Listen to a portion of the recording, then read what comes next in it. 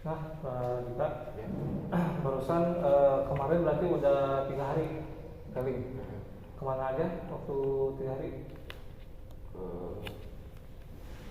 kota Bandung, terus apa namanya, Ujung Genteng. Genteng. Sekarang Baru 2 hari berarti. Sekarang ketiga. ya. Nah, jadi untuk di kita sebelum sebelum bergabung itu ada yang namanya pembekalan. Kita sebutnya itu super driver skill. Apa super driver skill? Adalah safety driving. Nah, contohnya kayak gini nih, jalan berliku, terus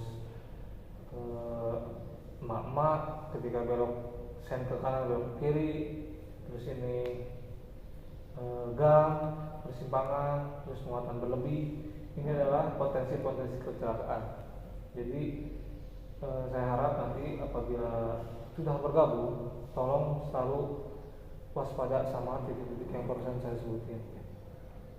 Nah, terus ada yang namanya 5 langkah dasar defensive driving di jalanan. Yang pertama, pahami dinamika kendaraan, jaga jarak aman, selalu awasi kondisi sekitar, waspada blind spot, dan hindari distraksi. Yang pertama, pahami dinamika kendaraan.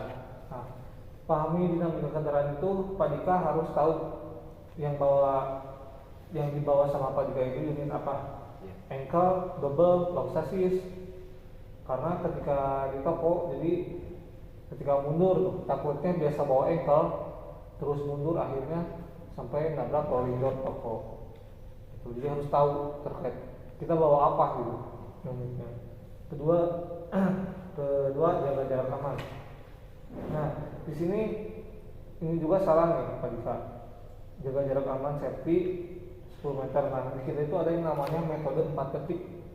Jadi ketika mau berhenti beriringan kita hitung 1000 dan 1, 1000 dan 2, 1000 dan 3, 1000 dan 4, langsung diam gitu. Emang secara jujur saya ketika praktek ini juga saya sampai 6 kali bisa berhasil. Tapi ketika beriringan jangan sampai terlalu mepet. Harus yang maksimal 2 meter lah. Jangan terlalu mepet karena di Bandung 1 dulu saya driver tahun 2025 itu banyak accident karena hal ini, tidak jaga jarak aman. Jadi kalau misalkan di depan tiba-tiba berhenti terus kita yang nabrak, tetap yang salah yang belakang. Kenapa gak jaga jarak aman? Jadi jaga jarak itu bentuk jaga-jaga yang depannya kalau misalkan rem dadakan. Terus kedua, selalu awasi kondisi sekitar. Misalkan kita lewat jalur pegunungan yang pohonnya rimbun, udah tahu itunya tinggi, dihajar. Nah, nanti sampai ke unit bolong. Jadi harus awasi kondisi sekitar. Terus di area padat penduduk, anak-anak kecil, itu waspada blind spot. Nah, ini hampir sama. Apalagi ini ketika kita mundur di toko, kita nggak awas sama blind spot, bisa nabrak kanopi toko. Jadi harus hati-hati. Kalau nggak ada yang parkirin, lihat aja buka jendelanya, pintunya. Nah, yang terakhir, hindari distraksi dan paham marka.